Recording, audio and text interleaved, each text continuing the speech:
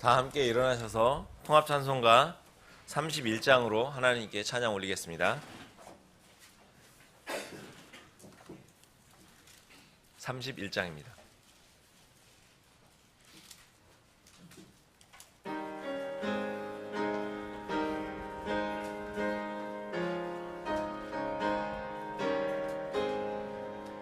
영광의 왕께 다 경배하며 그 크신 사랑 늘 찬송하라. 영원히 방패요 또 산성이신 그 영광의 주를 다 찬송하라. 능력과 은혜 다 찬송하라. 그 옷은 햇빛 그 집은 궁창 그 노래 소리로 주노하시고 폭풍의 날개로 주 달리신다. 저 아름답고 놀라운 일이 그득한 이 땅 다 주의 조화. 그 힘찬 명령에 더 잡히나니 저 푸른 바다는 꽃자락이라.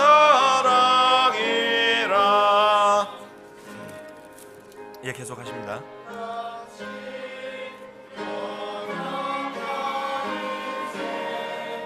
주 의지하여 늘 강건하리.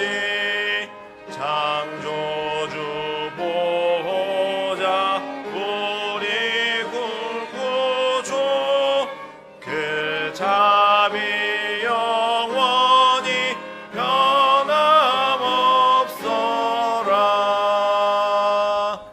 아멘. 함께 기도드리겠습니다.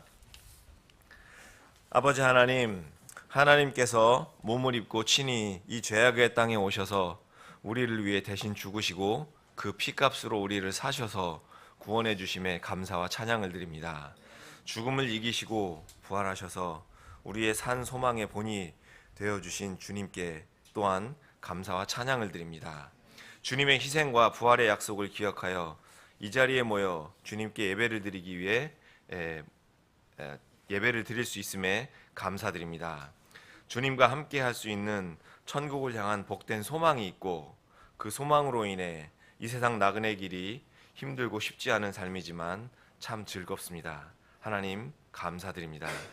이 자리에 우리 중에 함께하고 계시는 주님을 이 예배 중에 만날 때 주님을 더욱더 알고 더 많이 사랑하기를 원하오니 우리에게 풍성한 긍휼을 베풀어 주시옵소서. 우리의 연약함을 아시는 주께서 여기 고개 숙인 주의 자녀들의 필요를 풍성히 채워주시고 믿음 세워주시기를 원합니다. 그리하여 주님이 원하시는 주의 일을 잘 감당하는 신실한 종이 될 수 있도록 도와주시옵소서. 헛되고 짧은 이 한평생의 삶을 우리의 삶을 통해 주님께 대한 사랑을 증명하길 원하오니 주님 도와주시옵소서. 단에서 말씀을 선포하는 주의 종의 마음을 담대하게 하시고 말씀을 받는 지체들의 마음밭을 옥토가 되게 해주셔서 받은 말씀이 마음판에 잘 심겨 자라게 하여 주시옵소서. 주님께서 주신 말씀을 따라 이 땅에서 우리 각자에게 허락하신 시간을 우리가 마침내 살아간 후에 그리스도의 심판석에서 풍성한 열매 회개보고를 할 수 있도록 주님 도와주시옵소서. 다시 오셔서 공중에서 우리를 부르실 거룩하신 주 예수 그리스도의 존귀하신 이름으로 기도드립니다. 아멘. 앉아주시기 바랍니다. 찬송가 402장 함께 드리겠습니다. 찬양 드리신 후에 헌물 드리도록 하겠습니다.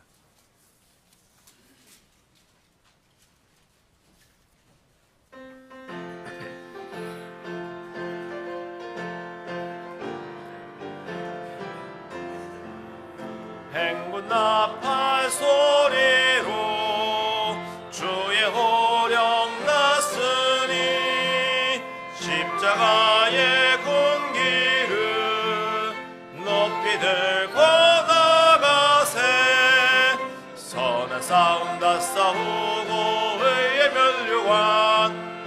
면류관 받았으리라. 선한 싸움 다 싸우고 의의 면류관 예루살렘 성에서 면류관 받으리. 저 요단강 건너 우리 싸움 마치는 날 의의 면류관 예루살렘 성에서 악한 마귀 권세를 모두 깨쳐버리고 승리하신 주님과 승전가를 부르세. 선한 싸움 다 싸우고 의의 면류관 받았으리라. 선한 싸움 다 싸우고 의의 면류관 예루살렘 성에서 면류관 받으리. 저 요단강 건너 우리 싸움 마치는 날 의의 면류관 예루살렘 성에서 달려갈 길 다 가고 싸움 모두 마친 후 주와 함께 기쁨을 용사들아 누리세. 선한 싸움 다 싸우고 의의 면류관 받았으리라. 선한 싸움 다 싸우고 의의 면류관 예루살렘 성에서 면류관 받으리. 저 요단강 건너 우리 싸움 마치는 날 의의 면류관 예루살렘 성에서. 아멘.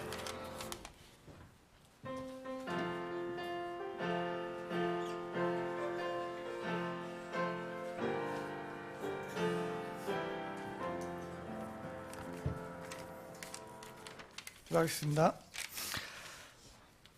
하나님 아버지 감사드립니다. 오늘도 주 예수님의 이름으로 교회에 모이게 하여 주심을 감사드립니다.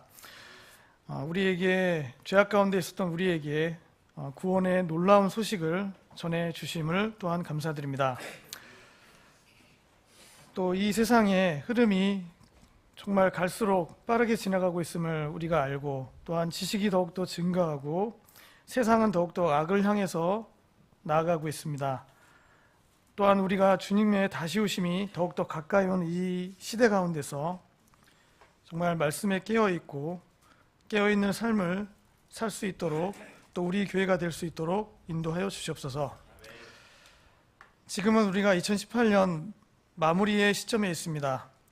한 해 동안 우리 가운데 베풀어 주신 복과 하나님의 그 복과 은혜를 우리가 기억하고, 또 내년을 우리가 어떻게 주님 앞에서 보내야 할지 또 준비하는 그러한 시간이 될 수 있도록 인도하여 주시옵소서.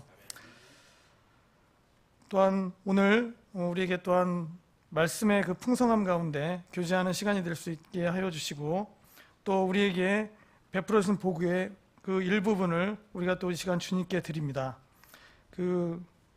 이 헌물들이 우리에게 맡겨주신 그 사역 가운데 선교 사역, 복음 전도 사역, 그다음에 성경 사역, 구제, 그리고 교회를 세우는 일에 잘 사용이 될 수 있도록 인도하여 주시옵소서. 오늘 오후에 회중 총회 시간까지 주님께서 오늘 하루 가운데 풍성한 은혜 가운데 우리가 거하며 주님 안에서 또 교제하는 그런 시간이 되도록 이끌어 주시옵소서. 감사드리며 예수님의 이름으로 기도드립니다. 아멘.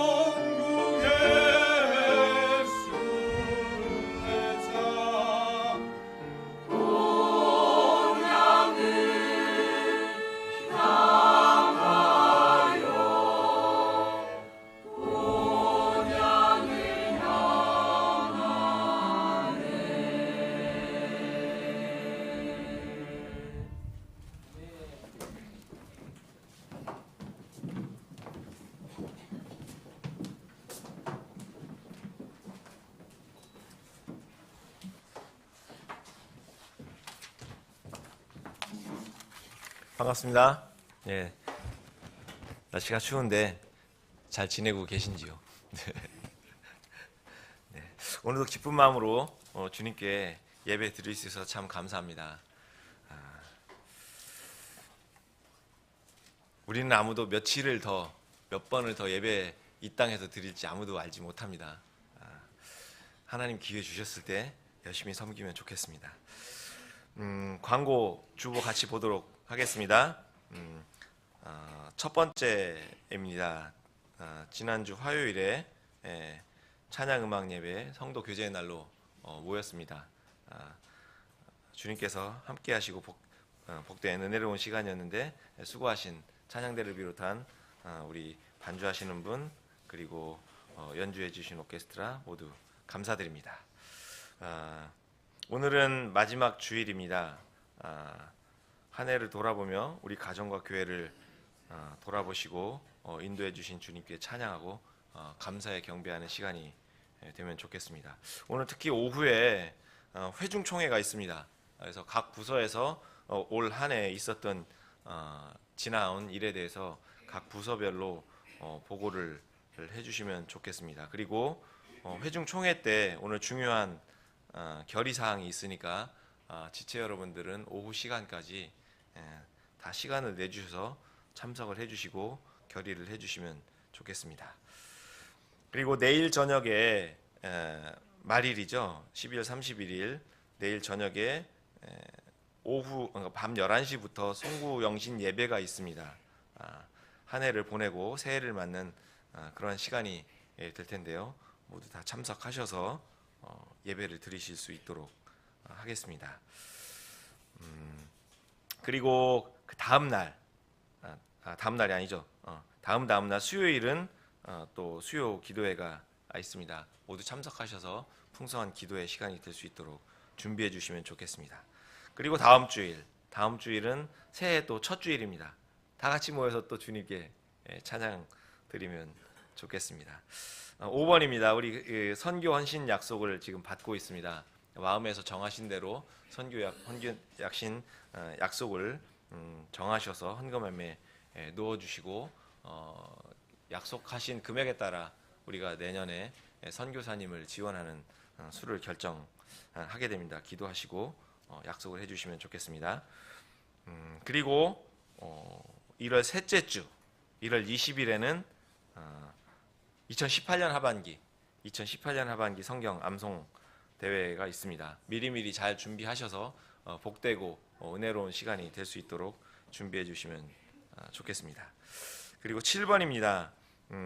내년부터 우리 방송실 찬양대 그리고 문서선교부에서 섬기실 청년이나 장년들을 많이 모집을 하는데요. 앞으로 청년들이 많은 일들을 좀 감당해 주시고 교회에 힘이 돼 주시면 좋겠습니다. 청년부 부장님께서 잘 협의하셔서 청년부들이 맡아야 할 일들을 지혜롭게 나눠주시면 좋겠습니다. 성경 합독한 후에 목사님 모시도록 하겠습니다.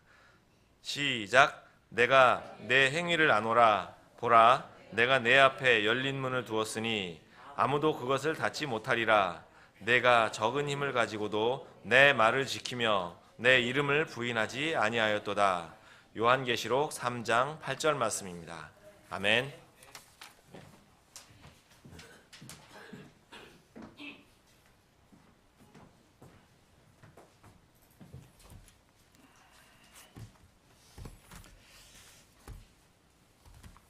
우선 인사를 이렇게 드리기 전에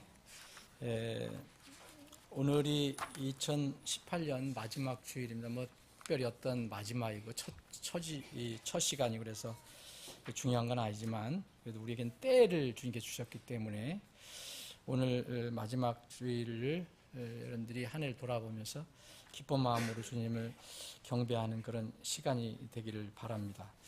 오늘 혹시 지금 잠깐 이렇게 좀 알아보겠는데 오늘 오전 멤버로서 오전 예배만 드리고 혹시 가실 분 있어요? 오후에? 다 참석하십니까? 네, 정회원들 되신 분들은 다 다 참석하시죠? 예. 혹시 참석을 못 하신 분이 있으면 그냥 가지 마시고 꼭 얘기를 하세요. 왜냐하면 이게 투표를 해야 되기 때문에 이게 투표는 사람, 그러니까 일꾼을 세우는 거기 때문에 이렇게 출석한 인원의 뭐 반, 3분의 2를 하는 게 아니라 우리 오늘 혹시 못 나오신 우리 회원들이 꽤 있잖아요, 지금. 정회원들이. 그분들까지 포함해서 못 나오셨어도 그분들을 포함해서 3분의 2가 찬성이 돼야 됩니다. 그러니까 오늘 혹시 오전에 하시고 가실 분들이 있으면 꼭 연락을 하시고 그냥 가셔야 돼요. 아니면 오후에 꼭 참석하셔서 회중총회 때 투표에 임하셨으면 좋겠습니다. 다 같이 일어나셔서 인사하는 시간을 갖겠습니다. 400장, 통일찬송 400장, 주의 진리 위에 십자군기 1절 부르신 뒤에 같이 성도 인사하는 시간을 갖겠습니다.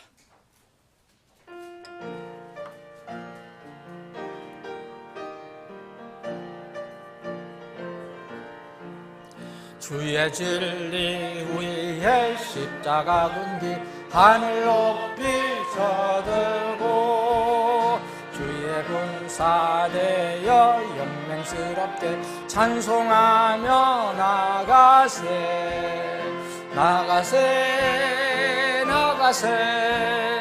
주 예수만을 위하여 목숨까지도 바치고 싸움터로 나가세.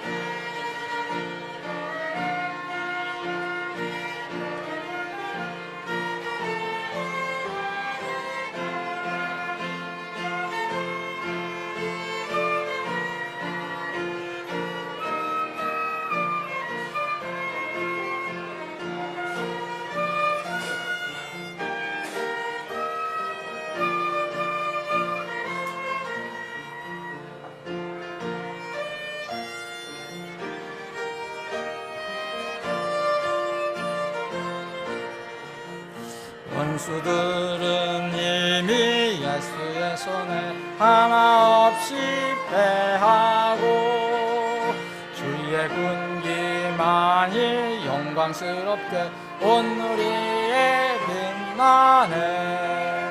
나가세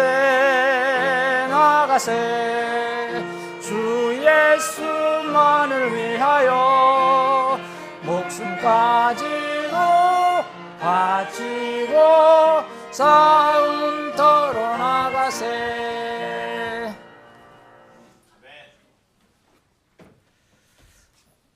뭔가 분명히 얘기를 하세요. 뭘 잘 모르겠으니까.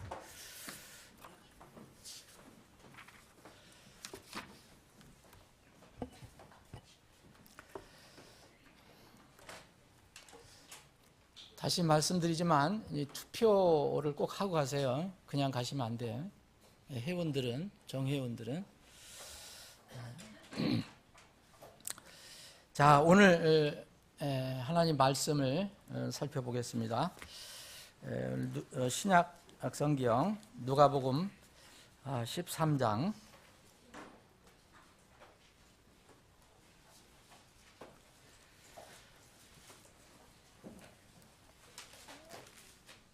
누가복음 13장 1절로부터 30절까지 오늘 살펴보겠는데 다 지금 읽을 수는 없을 것 같아요. 시간 관계상. 그래서 몇 구절만 읽겠습니다. 자, 누가복음 13장. 제가 앞에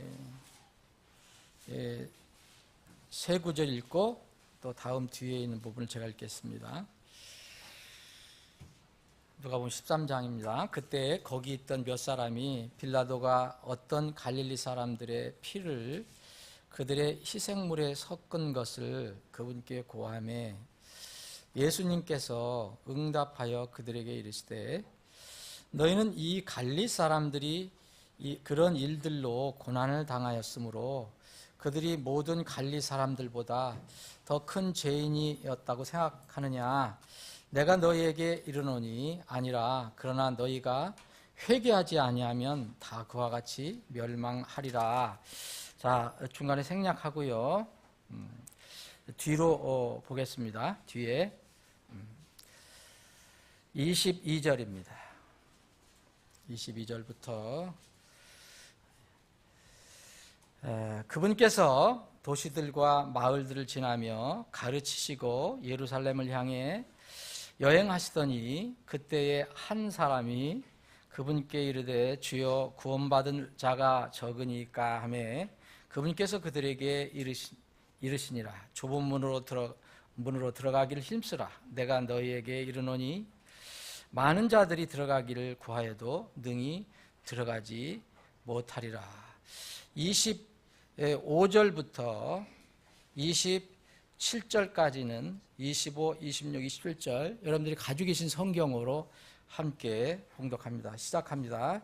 집주인이 한번 일어나 문을 닫으면 너희가 밖에서 물들이기 시작하며 이르기를 주여 주여 우리에게 열어주소서 하여도 그가 너희에게 응답하여 이르되 나는 너희가 어디에서 왔는지 알지 못하노라 하리라. 그때 너희가 말하기 시작하여 이르되 우리는 주 앞에서 먹고 마셨으며 주께서는 우리 거리에서 가르치셨나이다 할 터이나 그가 이르되 내가 너희에게 말하노니 나는 너희가 어디에서 왔는지 알지 못하노라. 불법을 행하는 자들아 너희는 다 내게서 떠나라 하리라. 아멘. 아버지 하나님 오늘도 말씀을 주심을 감사합니다. 저희들은 이 땅에서 육신을 위해서 빵을 먹고 밥을 먹고 살지만 우리 영혼은 결코 빵으로만 살 수가 없습니다. 날마다 주님께서 주시는 하늘의 만나로 저희들이 살아갑니다. 오늘 이 시간 짧은 시간이지만 저희들이 이 하나님께서 허락하시는 생명의 만나를 함께 나눌 수 있게 하시니 감사합니다. 이 말씀 앞에 우리의 모든 것을 내려놓고 오직 주님만 바라보는 그런 시간이 되게 해 주옵소서. 거룩하신 예수님의 이름으로 기도하옵나이다. 아멘. 한 해의 마지막 주일에 나눌 말씀을 위해서 기도하던 중에 이런 생각이 들었습니다. 하나님은 시간과 공간이 없으신 무소부재하신 분인데 우리는 시간과 공간을 초월할 수 없는 존재가 아닌가.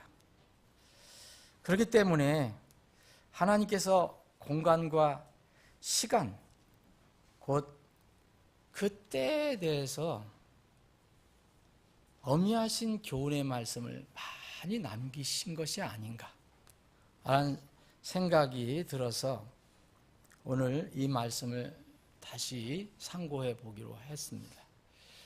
이 누가복음 13장은 하나님께서 우리 사람들에게 중요한 때 그리고 공간에 관해서 큰 교훈을 주는 그런 말씀이 들어 있습니다. 이 첫 번째, 하나님께서는 특정한 공간, 특정한 장소를 준비해 놓으시고 이 장소에 관해서, 이 공간에 관해서 너희들이 많이 신경을 써라, 생각을 해봐라. 그리고 이 장소, 공간에 들어가도록 너희들이 힘을 쓰라 라고 말씀을 하십니다. 오늘 우리가 읽은 본문 말씀에 보면 여기 24절에 좁은 문으로 들어가기를 힘쓰라. 그래서 여기에 어떤 장소, 공간을 주님께서 말씀하셔요. 좁은 문으로 들어가라. 분명한 공간이죠. 어떤 장소죠. 이것은 하나님께서 정하시고 또 준비하신 그런 장소를 의미합니다. 여기 특별히 이게 24절에서 좁은 문으로 들어가기를 힘쓰라라고 얘기합니다. 근데 영어를 보실 수 있는 보시면은 이게 힘쓰다라는 것은 보통 힘쓰는 게 아닙니다. 이거는 정말 싸움을 하듯이 아주 고투하면서 이렇게 힘쓰라고 명령하고 있습니다. 이것은 아주 무진 애를 써라. 그리고 노력을 하라. 싸우면서라도 그걸 얻어라. 분투하라. 그런 의미가 여기 들어가 있습니다. 근데 여러분들이 잘 아시는 비슷한 말씀, 좁은 문 그리고 넓은 문에 관해서 이미 예수님께서 산상수훈에서 이렇게 말씀하신 적이 있습니다. 이 말씀이 똑같은 말씀이라고 생각지는 않습니다. 주님께서는 또 다른 기회에 주신 것인데 그 산상수훈에서 마태복음 7장에서는 너희는 좁은 문으로 들어가라 이렇게 말씀하셨어요. 여기 들어가라라고 그냥 명령하셨습니다. 여기에는 힘쓰라라는 말이 없습니다. 그런데 이 마태복음 7장에는 좁은 문과 넓은 문을 말씀하시고 좁은 문으로 들어가서 좁은 길, 넓은 문으로 들어가서 넓은 길. 근데 여기는 분명하게 주님께서 좁은 길, 좁은 문으로 들어가는 좁은 길은 생명의 길이고 또 넓은 길, 넓은 문으로 들어가서 걸어가는 넓은 길은 멸망의 길이라고 얘기합니다. 주님께서 그때는 분명하게 설명을 해 놓으십니다. 분명히 어떤 장소, 공간이 하나는 생명과 연결되어 있고 하나는 멸망으로 연결되어 있다는 것입니다. 그 특정한 장소를 너는 들어가라라고 말씀하고 있습니다. 이 마태복음 7장에서 너희는 그렇게 말씀하고 있어요. 좁은 문으로 들어가라 했을 때 이 너희는 누굽니까? 너희는 하나님이 아버지가 되신 구원받은 자녀들에게 이렇게 권면을 하고 또 너희 그 주위에 있는 사람들에게 이야기하는 것입니다. 이 넓은 문과 넓은 길을 가는 사람들은 다 뭐 때문에 글로 들어가느냐 하면 문이 넓고 또 길이 넓기 때문에 곧 편하고 어떤 면을 보면 또 즐겁기 때문에 들어가는 사람들입니다. 이 길은 사람들이 좋아하는 길이 틀림없습니다. 우리는 육신을 가지고 있기 때문에 우리 영, 구원받은 사람은 영과 함께 여전히 육신이 있는데 육신은 구원받아도 영을 따라가려고 하지 않습니다. 성령님을 따라가려고 하지 않습니다. 말씀을 따라가려고 하지 않습니다. 육신은 본래의 그 본성을 따라서 가려고 합니다. 세상이 가르쳐주는 것을 따라가려고 합니다. 세상에서 제공하는 즐거움을 누리면서 살아가려고 합니다. 이것이 바로 주님께서 말씀하시는 넓은 문으로 들어가서 넓은 길을 가는 것입니다. 이 사람들은 어떤 사람들이냐면 마태복음 7장에 보면 바로 그 윗부분에 주님께서 어떤 사람들을 사례로 얘기해 주십니다. 이 사람들은 이 좁은 문과 좁은 길의 가치를 이해를 못하는 사람들입니다. 여러분들이 지금 귀한 세상에서 값이 많이 나가는 보물을 여러분들이 주면 그냥 버릴 사람 없을 것입니다. 그런데 영적인 보물을 주면 대부분 버립니다. 눈에는 그것이 별 가치가 없어 보이기 때문에. 그래서 마태복음 7장 11절에 좁은 문, 넓은 길을 말씀하시면서 이미 그 전에 이 가치에 관해서 얘기하십니다. 거룩한 것을 개들에게 주지 말며 너희 진주를 돼지 앞에 던지지 말라. 이 사람들은 거룩한 것을 주어도 진주를 보여주고 던져줘도 그것이 무엇인지 모릅니다. 이 사람들이 바로 멸망으로 인도하는 넓은 문과 넓은 길을 가는 사람들입니다. 주님께서 예를 그렇게 들어주신 것입니다. 또 그 다음에는 주님께서 거짓 대언자를 얘기해 주셨습니다. 이 사람들은 거짓 대언자입니다. 거짓 대언자는 좁은 길을 의미를 못 찾습니다. 넓은 길을 찾습니다. 그리고 또 거짓 대언자들에게 속는 사람들도 마찬가지입니다. 그래서 주님께서는 거짓 대언자 이리들에게 속는 사람들에 관해서 말씀하셨습니다. 이 사람들은 바로 넓은 길과 좁은 길, 생명의 길과 멸망의 길을 말씀하신 뒤에 말씀하십니다. 자, 생명의 길, 멸망의 길을 말씀하시면서 그 전에는 사례로 진주를 가볍게 생각하는 사람들, 거룩한 것을 가볍게 사는 사람들 얘기하시고 바로 그 말씀을 이 생명의 길, 멸망의 길을 이야기하시면서 거짓 대언자와 그들에게 속는 자들을 이야기하십니다. 이 사람들은 다 어떻게 했든지 간에 자기들이 능동적이든 비동적이든 다 이 넓은 문으로 들어가서 넓은 길을 가는 사람들을 이야기하는 것입니다. 이 사람들은 안 믿는 사람들과 다릅니다. 소위 얘기하면 세상에서 무신론자와는 다른 사람들이에요. 이 사람들은 최소한 하나님이 계시다라는 것까지는 인정을 하는 사람들입니다. 그래서 이들은 종교를 가지고 있습니다. 종교를 가지고 있습니다. 그런데 종교를 가지고 있지만 하나님이 아버지가 되지 못한 사람들입니다. 예수님의 피를 통해서 거듭난 사실이 없는 사람들입니다. 그래서 주님은 이런 사람들을 마태복음 7장이나 여기 누가복음 13장이나 결론적으로 불법을 행하는 자들이라고 말씀하십니다. 뭘 행하긴 행하는데 하나님께서 인정하실 수 없는 불법을 행하는 사람들입니다.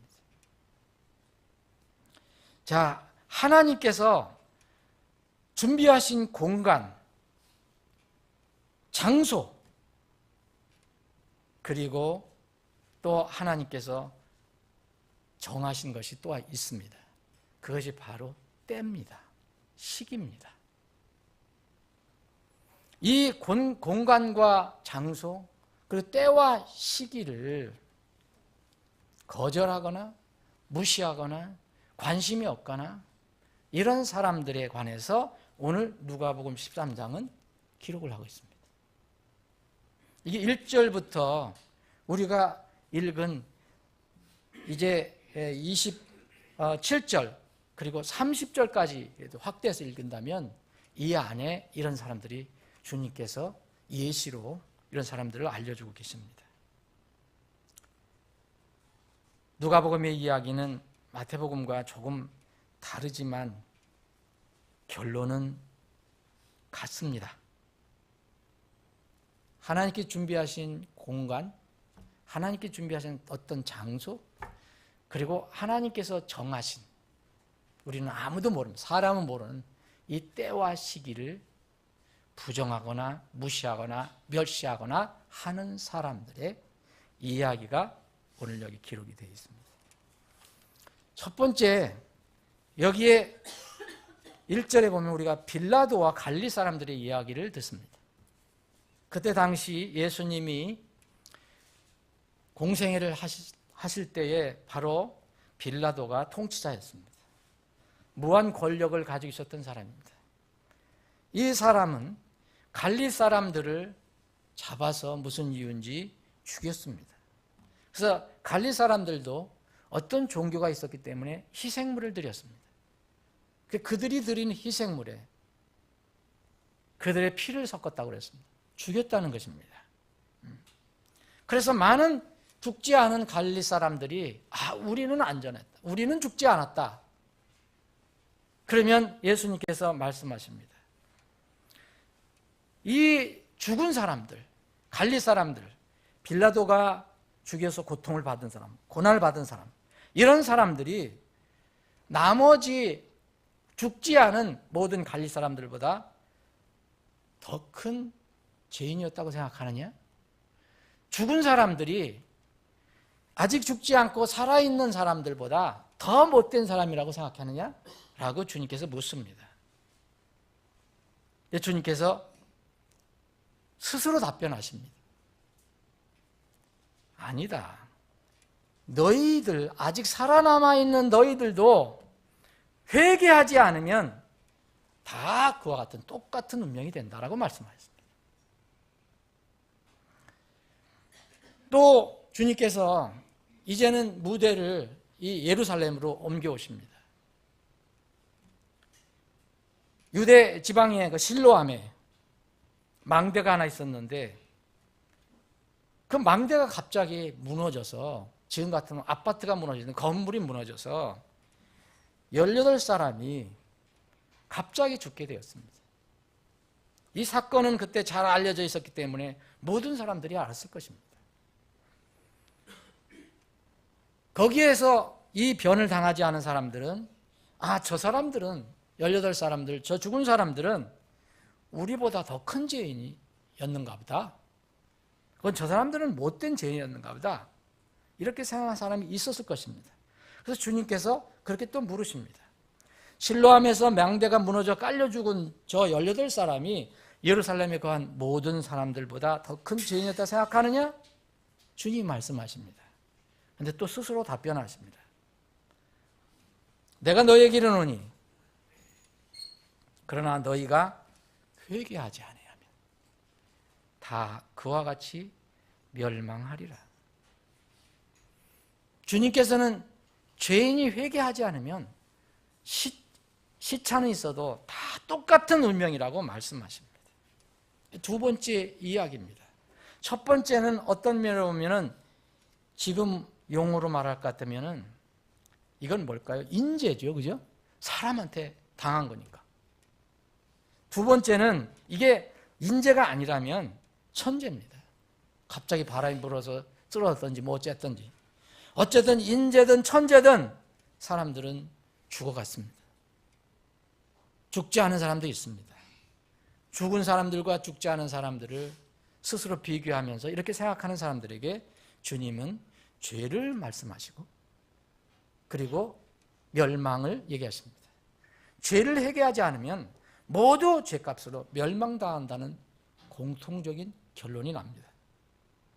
단 시간의 차이가 있을 뿐입니다. 궁극적 운명은 어떤 장소에 처하는 궁극적 운명은 똑같습니다. 사랑하는 여러분, 여러분들 중에서 혹시 그런 생각을 하고 있는 분은 없습니까? 나는 이렇게 안전하니까, 난 아무 일 없으니까, 그래 안전한 것인가? 사람은 그렇지 않습니다. 하나님 편에 볼 때는 우리는 죄 문제를 해결하지 않으면 다 위험합니다. 세 번째 비유를 얘기하십니다. 이게 6절입니다. 여기서 그분께서 또 이런 말씀하셔요. 이거 또라는 것은 주님께서 계속 말씀하시면서 연결시켜서 말씀하신다는 거예요. 엉뚱한 얘기를 하시는 게 아니에요, 지금. 비유지만 세 번째 비유는 포도원 주인과 포도원 지기에 그리고 무화과 나무에 관해서 얘기하고 있습니다. 무화과 나무라고 얘기했지만 사실 이건 사람들을 얘기하는 겁니다. 주님께서 어떤 사람에게 이게 그 포도원을 가꾸게 합니다. 그런데 3년 동안 열매를 맺지 못했습니다. 무화과 나무가. 그래서 주님이 오셔서 주인이 와서 이것을 아주 베어버리려고 합니다. 그럴 때 포도원 주인은 얘기합니다. 아닙니다, 주인. 1년만 참아주십시오. 1년만 더 기다려 주십시오. 1년 유예 기간을 받습니다. 바로 그 얘기입니다. 주인이 와서 이 땅만 버리게 되고 아무 열매도 맺지 못하니까 베어버리겠다. 그랬더니 이 일꾼이 얘기합니다. 포도원 지기가 금년 한 해만 더 기다려 주십시오. 만약 그것이 열매를 맺으면 좋지만 그렇지 않으면 그 뒤에 베어버리소서 라고 얘기합니다. 어쨌든 1년의 유예기간을 받았습니다. 이것도 앞에 두 이야기와 연결이 되어 있는 것입니다. 그래서 또한 이렇게 얘기하신 겁니다. 네 번째 얘기가 나옵니다. 이게 11절입니다. 보라, 여기도 또한이라고 말이 있습니다. 영어로 보면 and가 나옵니다. 계속되는 말씀이에요, 지금 이게. 별도의 이야기가 아니에요. 그리고 보라, 18년 동안이나 병약하게 돼서 꼼짝 못해서 영에 붙잡혀서 악한 영에 붙잡혀서 꼼짝 못하는, 몸을 구부리지도 못하고 펴지도 못하는 이 마비병 걸린 어떤 한 여자에 대해서 얘기합니다. 이 여자를 주님께서 불쌍히 계셔서 이제 주님께서 안수하셔서 깨끗이 치료해 주십니다. 근데 이것을 본 그때 당시에 유대인 회당의 치리자가 예수님을 비난합니다. 공격합니다. 비난한 이유는 이겁니다. 우리의 율법으로는 안식일에는 꼼짝 말고 있어야 되는데 왜 사람을 고쳐서 낫게 했느냐, 이것입니다. 왜 그렇게 합니까? 당신은 율법을 어겼습니다. 그래서 예수님께서 말씀하십니다. 자, 너희들이 안식일에 너희들 소유 소나 나귀가 애양간에서 풀어내갖고 물도 먹이고 밥도 먹이지 않느냐? 여물도 먹이지 않느냐? 그런데 보라, 아브라함의 딸, 곧 유대인의 여자가 18년 동안이나 사탄에게 매여서 이렇게 사탄의 종으로 꼼짝 못하고 있었는데 이 정말 안식일, 정말 평화를 누리고 자유를 누릴 수 있는 이 안식일에 내가 그녀를 풀어준 것이 뭐가 잘못된 것이냐? 이게 마땅한 것이 아니냐라고 주님께서 책망을 하십니다. 이 말씀을 들은 그 사람들은 부끄러워했고 다른 사람들은 이제 기뻐했습니다. 여기 17절에 보면 이 사람들, 예수님을 공격한 사람들을 성경은 뭐라 하냐면 예수님의 원수들이라고 얘기합니다. 대적들이라고 얘기합니다. 예수님이 지금 말씀하시고 계십니다. 조문으로 들어가라고 말씀하신 예수님의 원수로 지금 살아가고 있습니다. 이 사람들도 바로 하나님께 준비하신 어떤 장소, 그리고 하나님께 정하신 때에 관해서 무시하고 살아가는 사람의 한 종류로 지금 주님께서 알려주고 계십니다. 그리고 나서 이제 다섯 번째, 여섯 번째는 비유가 나옵니다. 이거는 산상순에서 말씀하신 그것과 유사한 거지만 또 하나님의 왕국의 비유를 이야기합니다. 겨자씨에 관해서 얘기합니다. 겨자씨는 아주 작은 알이죠. 그 씨죠. 이 겨자씨 하나를 이렇게 심었더니 큰 나무가 됐더라. 또 하나의 비유는 20절부터 보면 또 하나의 비유를 얘기하십니다.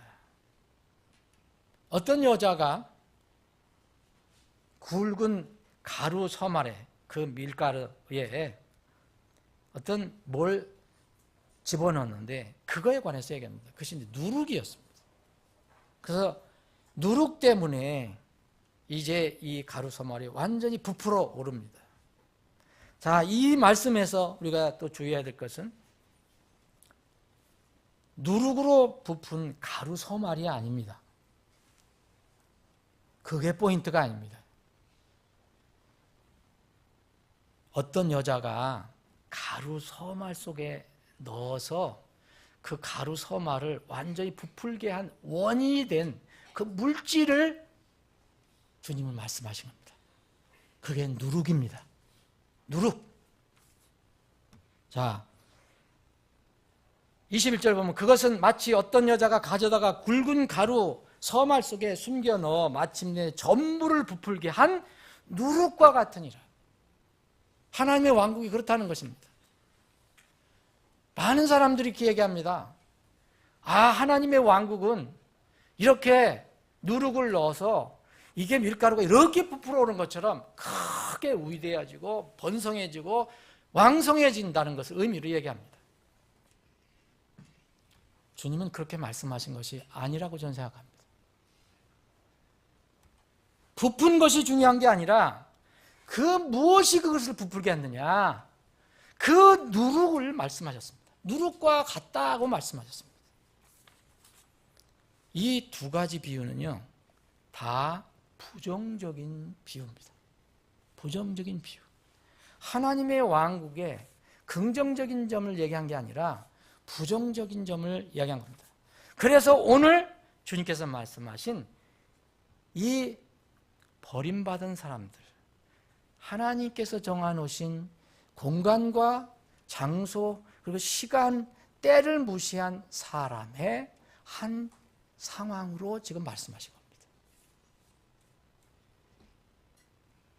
누룩에 부풀려 있는 사람들,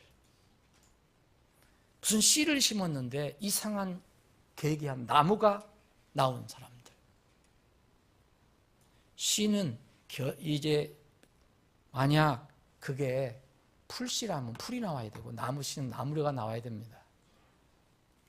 그런데 겨자는 나물입니다. 채소입니다. 채소를 심었는데 나무가 나왔다는 것이 참 신기한 겁니다. 주님께서는 다 부정적으로 말씀하신 겁니다. 여러분, 그래서 이 누가복음 13장에 좁은 문으로 들어가라, 이것은 주님께서 쭉 말씀하시고 이렇게 하신 이유가 있는 겁니다. 첫 절서부터 계속해서 여기 갑자기 어떻게 긍정적인 면, 하나님의 왕국이 이렇게 부풀어 나간다라고, 확대된다라고 주님께서 말씀하시고 또 이런 말씀을 하시겠습니까? 그것은 불가능한 얘기입니다.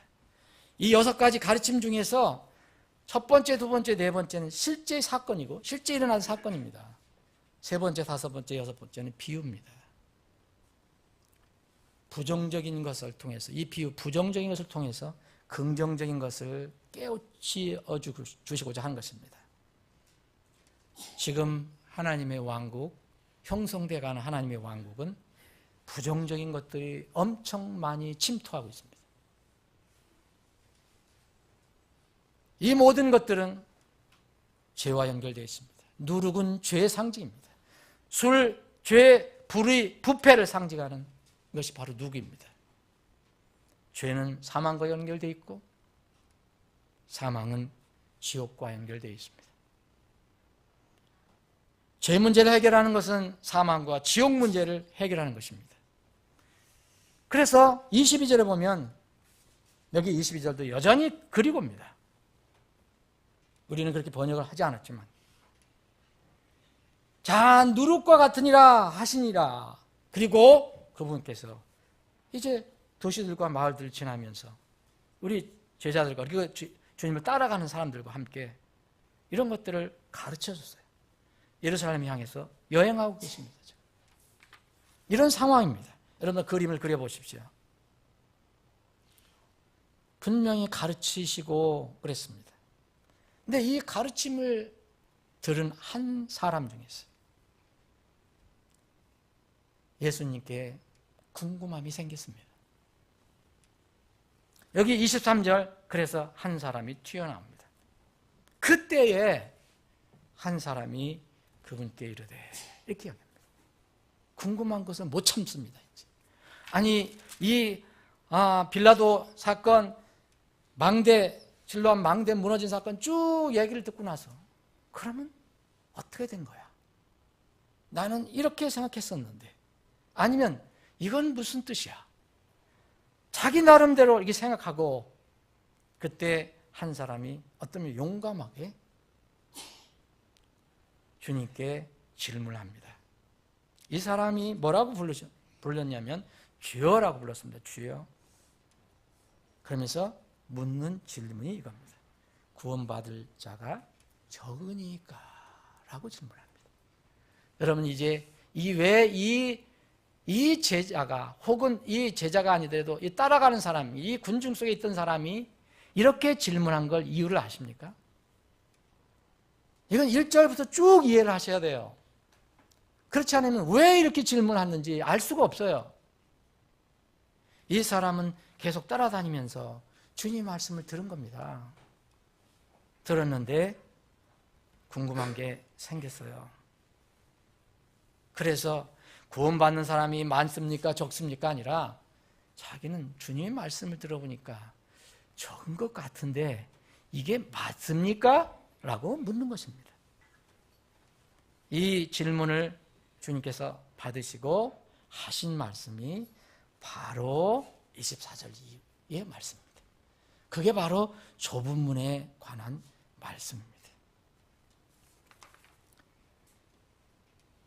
주님의 답변이 바로 좁은 문으로 나타났습니다. 여러분 잘 읽어보시면 알겠지만 이 사람은 분명히 적으냐라고 물었는데 수가 적으냐라고 물었는데 주님은 직접적으로 수에 대해서 답을 해주시지 않습니다. 대신에 많은 자들이 오히려 반대로 많은 자들이 거기에 들어가지 못할 것이라고 말씀하십니다. 좁은 문으로 들어가기를 힘쓰라. 내가 너에게 이르노니 너희들 여기에서 이런 궁금증을 가지고 있는 나를 따라다니는 너희들에게 말하는 여러분 따라다니는 사람이 다 구원받은 사람은 아닙니다. 많은 자들이 들어가기를 구하여도 능히 들어가지 못하리라. 많은 자들이 들어가기를 구하여도 능히 들어가지 못한다. 이 능히 들어가지 못한다는 것은요 능력이 없다는 것입니다. 좁은 문으로 들어가기를 힘쓰라. 내가 너에게 이르노니 많은 자들이 들어가기를 구하여도 능히 들어가지 못하리라. 많은 자들이 구합니다. 들어가기를 원합니다. 그런데 능히 못 들어간다는 거예요. 이게 무슨 말씀입니까? 많은 자들이 들어가기를 구해야 한다는 것은 그 사람들도 뭘 시도하는 겁니다. 이걸 보고 종교라고 하는 거예요. 종교. 이 사람들 가만히 있는 사람 아니에요. 시도를 하는 사람입니다. 그런데 능히 못 들어갔다는 것은 능력이 없다는 거예요. 불법을 행하는 자들이기 때문에 거기 들어갈 수 있는 능력이 없습니다. 종교는 우리 힘으로 들어가려고 합니다. 우리의 노력으로 들어가려고 합니다. 우리 꾀로 들어가려고 합니다. 그런데 이 좁은 문은 하나님께서 정하신 방법으로 들어가는 겁니다. 그것이 하나님께 주신 공간과 장소 문제고 그것이 하나님께서 정하신 때와 시기의 문제입니다. 자, 공간에 관해서 우리가 지금 말씀을 나눴습니다. 때에 관해서 지금 말씀을 나누고 있습니다. 능히 들어가지 못할 것이라고 말씀하셨습니다. 주님께서 주님의 입으로 말씀하신 것은 1.1획도 과거에 이루어지지 않은 것이 없고 지금도 이루어지지 않는 것이 없고 앞으로도 이루어지지 않는 것이 하나도 없습니다. 반드시 이루어집니다. 그럼 여러분, 이게 주님이 헛소리를 하신 거라고 믿어서는 안 됩니다. 분명히 많은 사람들이 시도를 하지만 끝내는 못 들어간다고 얘기하십니다. 그 사람들에 관해서 지금 쭉 설명을 하시는 것입니다. 여러분들 자신이 여기 있는 사람들과 얼마나 어떤 차이가 있고 어떤 것이 같은가 한번 비교해 보십시오. 이것은 엄연한 냉엄한 사실입니다. 소위 요사이 많은 사람들 입에서 나오는 이야기가 있어요. 정치권에서도 많이 나오고. 소위 얘기하면 팩트냐 아니냐. 에? 여러분, 슬프고 무서운 일이지만 우리는 이 말씀을 겸손히 받아들여야 합니다. 그리고 대신 이 사실에 대해서 우리는 어떻게 해야 하는지를 깊이 생각해 봐야 합니다. 지금 마지막 주일을 우리가 오늘 보내고 있습니다. 정말 마지막을 보내면서 마지막 주일을 보내면서 뭐가 중요한 것인가? 한번 생각해 보시기 바랍니다. 이제 구체적으로 때에 관해서 주님께서 또 말씀하십니다. 여러분, 신자든 불신자든 모든 사람에게 각자에게 주어진 때가 있습니다. 그 때가 다를 수도 있고 같을 수도 있습니다. 우리 소원은 이 때가 같기를 원합니다. 그건 뭡니까? 하나님의 나팔 소리가 나면 우리가 동시에 그 때를 맞이합니다. 그런데 그 때를 우리가 우리 육체로 가지고 있을 때 만나지 못하면 각자의 때는 틀립니다.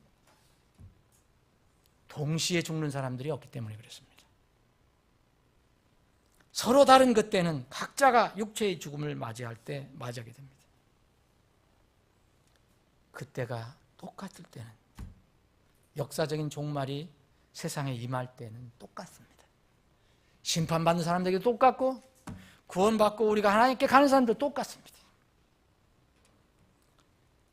우리 신자들에게는 우리가 다 잠자지 아니하고 마지막 나팔 소리가 날 때에 눈 깜짝할 사이에 순식간에 우리가 변화되리라.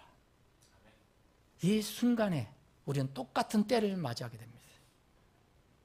그런데 불신 세상 사람들, 오늘 여기 예를 들어준 이 사람들, 하나님 말씀을 무시하고 육신의 삶에 즐거움에 빠져서 영적인 것을 모르는 사람들에게는 그분께서 한 날을 정하사 그날에 자신이 정하신 그 사람을 통하여 세상을 의로 심판하실 때가 있다고 얘기했습니다.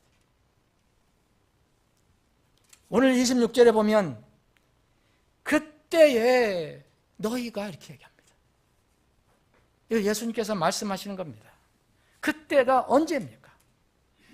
그때가 언제입니까? 조금 전에 어떤 사람은 궁금해서 그때 직접 물어봤어요.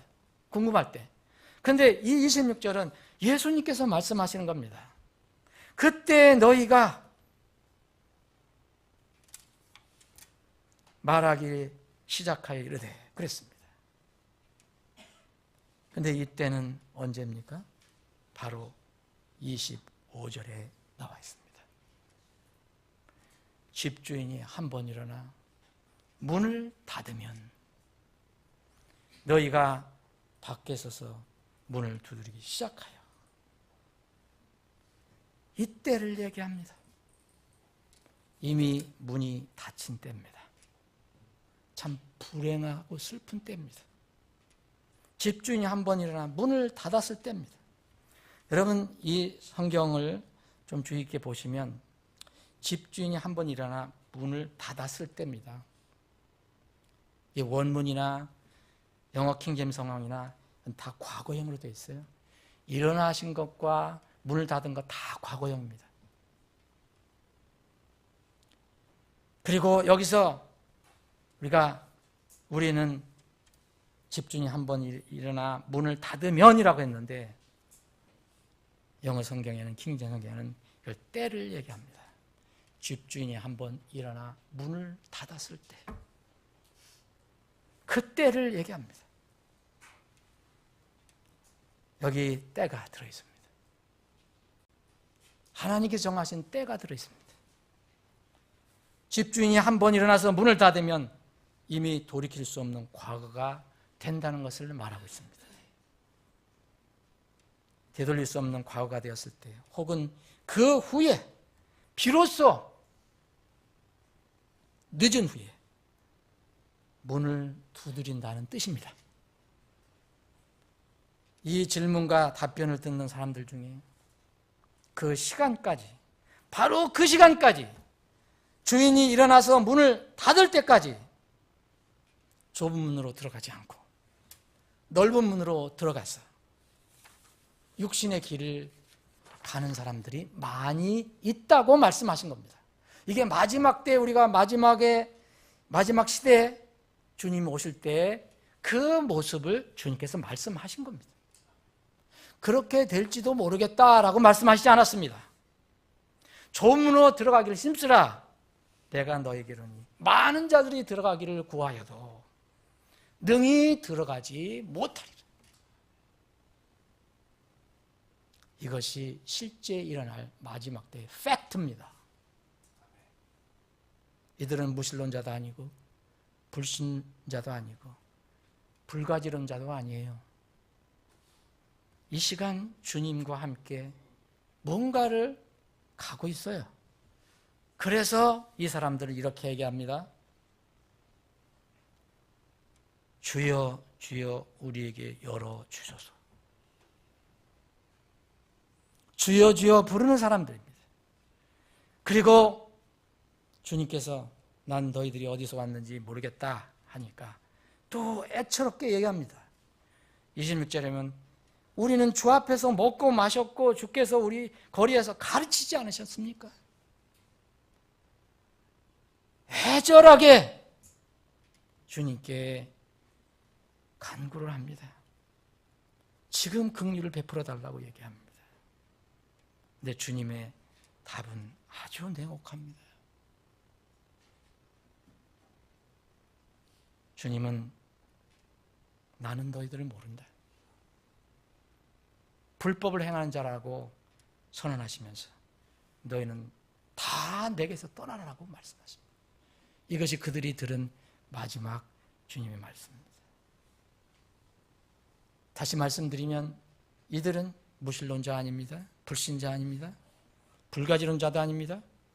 이들은 소위 얘기하면 기독교를 믿는 사람들입니다. 그러나 결국 구원을 받지 못했기 때문에 버림을 받은 사람들입니다. 이들은 왜 마지막에 구원받지 못한 그런 신분, 영적인 정체가 드러나게 되었습니까? 믿음은 내가 마음대로, 내 생각대로, 또 편리한 대로 믿는 것이 믿음이 아닙니다. 하나님께서 정하신 방법을 그대로 따르는 것이 믿음입니다. 또 장소에 관해서 얘기할 때는 하나님께서 정하신 그 장소, 공간으로 들어가는 것이 믿음입니다. 그 장소로 들어가는 것이 바로 성경에서 얘기하는 생명의 믿음입니다. 그래서 에베소나 골로새에 보면 이 진실로 믿은 사람은 이미 육체는 여기 있어도 이미 영혼은 하늘에 옮겨졌다라고 얘기합니다. 바로 그러한 믿음 때문에 공간이 바뀌어졌다는 것을 얘기합니다. 그곳에 들어갔다고 얘기하는 것입니다. 성경에 계시된 하나님께서 정하신 방법에 의한 믿음이 살아있는 믿음입니다. 이 믿음이 좁은 문이고 좁은 길의 믿음입니다. 여기서 버림받은 사람들은 자기 자신들의 정체가 드러난 사람들인데 이 사람들은 넓은 문을 가서 넓은 길을 갔던 사람들입니다. 이들은 똑같이 완전 무신론자와 똑같은 운명에 처합니다. 이들은 천국의 문이 닫히기 전에 영적인 것보다는 하늘의 소망보다는 육신적인 것, 땅의 것에 자신의 마음을 다 쏟았던 사람들입니다. 그래서 종교는 가지고 있었으나 구원 문제를 해결한 생명의 믿음은 갖지 못했던 형식적인 교인들이었습니다. 참으로 안타깝고 슬픈 것은 이 사람들은 결국 마지막 심판이 집행될 때까지도 그 사실, 자기들의 신분을 모른다는 겁니다. 그때에서야 비로소 뒤늦게 정신을 차린다는 겁니다. 25절 보면 집주인이 한번 일어나 문을 닫으면 너희가 밖에 서서 문을 두드리기 시작하여 되어 있습니다. 정확하게 제가 직역을 한번 해보겠습니다. 너희가 문을 닫으면 너희가 밖에 서기 시작하여입니다. 여러분, 밖에 서기 시작하여, 이게 무슨 뜻인지 여러분들 차이를 아십니까? 전에는 넓은 문으로 갔습니다. 그리고 하나님께서 길을 열어놓으셨습니다. 문을 열어놓으셨습니다. 그런데도 거들떠보지 않습니다. 그런데 문이 딱 닫히니까 그때서야 그 문 앞에 서기 시작했다는 겁니다. 이 성경의 정확한 해석입니다. 전에는 문이 열려 있는데 거들떠보지 않았습니다. 이 좁은 길 보이지가 않았습니다. 발로 차버렸습니다. 무시했습니다. 근데 때가 이제 왔습니다. 하나님 때가 돼서 문이 닫혔습니다. 그때서 너희가 밖에 서기 시작하여 두드리며 이르기를, 이 말입니다. 언제 서기 시작했습니까? 문이 닫혔을 때 밖에 서서, 안으로 들어와야 되는데 밖에 서서 그때서야 비로소 이제 부르짖는 것입니다. 생명의 신앙은 반드시 문이 완전히 닫히기 전에, 안에서 빗장을 걸기 전에 거기서 서서 문을 두드리는 것입니다. 이것이 때의 문제입니다. 이미 늦은 그때에 아무리 외쳐봐도 소용없습니다. 이걸 주님께서는 가르쳐 주신 겁니다. 그때 너희가 말하기 시작하여 이르되, 그때에 이미 닫혔어요. 그때 두드리기 시작합니다. 그때 서기 시작합니다. 무슨 소용이 있습니까? 그래서 하나님께서는 그렇게 강조하신 겁니다. 보라, 지금이 받아주실 때요. 보라, 지금이 구원의 날이로다. 전국의 집주인이 이신 하나님께서 받아주시는 때에 문을 두드리지 않으면 그 문은 닫힐 수 있습니다. 두드리면 문은 열리게 되어 있습니다. 받아주신 때가 지나면 아무리 문을 두드려도 열리지 않을 때가 있습니다. 이것이 성경의 분명한 강조한 예언인데, 예수님의 직접적인 말씀인데 여전히 그것을 믿지 않는 사람들이 있습니다. 여전히 현재 육신에 끌려서 살아가는 사람들이 있습니다. 이거는 매우 매우 위험한 생활입니다. 신앙생활을 한다래도 매우 위험한 신앙생활입니다. 저는 우리 교회는 이런 사람이 단 한 사람도 없기를 정말 간절한 마음으로 기도합니다. 사람의 속을 알 수 있는 능력은 저가 가지고 있지 않습니다. 여러분들도 가지고 있지 않습니다. 영적 상태를 완전히 알 수 없습니다. 그러나 각자 개인은 말씀에 비춰보면 자기 자신의 영적 신분은 알 수 있습니다. 때때로 다른 혼들의 영적 상태가 걱정이 돼서 기도하는 분들이 있다는 걸 저는 알고 있습니다. 그러나 정확한 것은 하나님만 아십니다. 에서의 뒤늦은 부르짖음이 우리의 부르짖음이 되어서는 절대 안 됩니다. 히브리 기자는 이렇게 얘기합니다. 부지런히 살펴서 하나님의 은혜에 이르지 못하는 자가 없게 하고 쓴뿌리가 돋아나서 너희를 괴롭게 하거나 그것으로 말미암아 많은 사람이 더럽게 되지 않도록 할지니 이것은 음행을 행하는 자나 혹은 먹을 것 한 조각을 위해 자기의 장자권을 팔아버린 에서와 같이 속된 자가 있지 아니하게 하렵니다. 이 사람들이 바로 오늘 주님께서 말씀하신 좁은 길을 무시하는 사람입니다. 너희가 아는 바와 같이 그 뒤에 그 에서가 복을 상속받고자 했을 때 거절당하였으니 그가 눈물을 흘리고 염려하며 뜻을 돌릴 곳을 구하였으나 이미 늦었습니다. 그것을 찾지 못하였느라. 말씀 정리합니다. 여러분, 넓은 문으로 들어가서 걷다가 생명의 좁은 문에는 전혀 관심이 없어요. 그렇게 살아가다가 이미 닫힌 천국문에 그 좁은 문 앞에 서기 시작하는 사람들이 있다고 주님은 예언하셨습니다. 진실로 이런 사람은 우리 중에 한 사람도 없어야 합니다. 사랑하는 여러분, 여러분 지금 그 생명의 좁은 문으로 들어갔습니까? 생명의 좁은 길을 지금 걷고 있습니까? 오늘 말씀을 구원받은 신자에게도 적용을 해볼 수 있습니다. 하나님의 은혜로 구원받았어도 이 사람들처럼 받은 구원보다 세상과 육신을 더 중히 여기고 살아가는 사람들에게 어떠한 결과가 나겠습니까? 구원은 잃어버리지 않더라도 부끄럽게 주님 앞에 설 것입니다.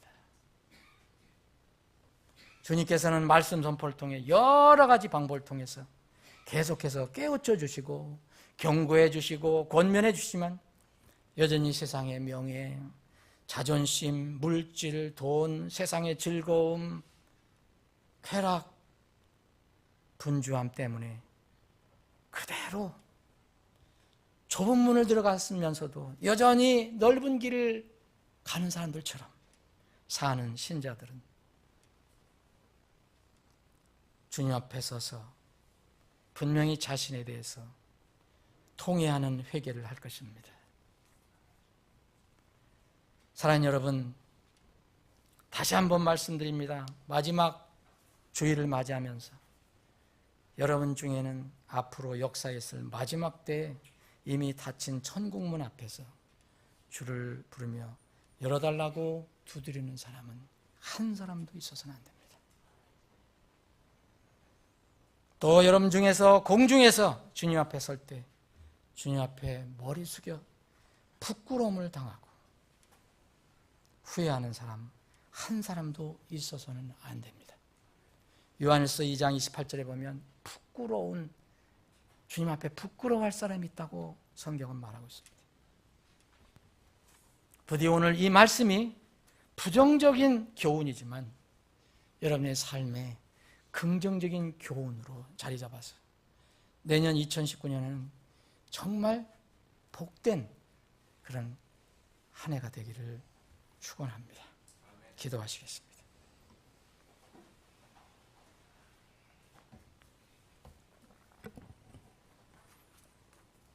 오늘 이 말씀을 어떤 방법으로든 듣는 분이 있다면 자신의 영혼을 한번 점검해 보시기 바랍니다. 내가 하나님께 정하신 그 믿음의 길로 가서 분명히 거듭난 하나님 자녀가 되었는가? 아니면 여전히 내 방법, 내 뜻대로 소위 신앙생활을 하고 있는가? 하나님께 정하신 좁은 길은 단순히 우리가 불편한 그것을 이야기하는 것이 아닙니다. 좁은 문, 좁은 길은 생명의 길로 연결되어 있습니다. 그러나 넓은 문과 넓은 길은 사망, 멸망의 길로 연결되어 있습니다. 여러분은 어디를 지금 걷고 있습니까? 이 문제는 분명히 해야 합니다. 구원받지 못한 사람들은 반드시 해가 넘어가기 전에 구원 문제를 해결해야 합니다.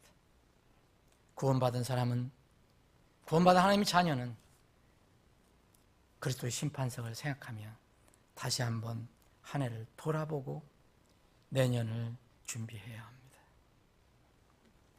아버지 하나님, 오늘 말씀을 듣는 혼들 중에서 아직 구원 문제를 해결 못한 사람들이 있다면 주님, 성령님을 통해서 찾아가 주시고 죄인임을 깨닫고 죄 문제를 예수님의 피로 해결받는 귀한 시간이 되게 해 주옵소서. 구원받아 하나님의 백성들은 다시 한번 자신의 길이 어떤 길인가를 살펴보는 복된 시간이 되게 해 주옵소서. 거룩하신 예수님의 이름으로 기도합나이다. 아멘. 자, 여러분 잠깐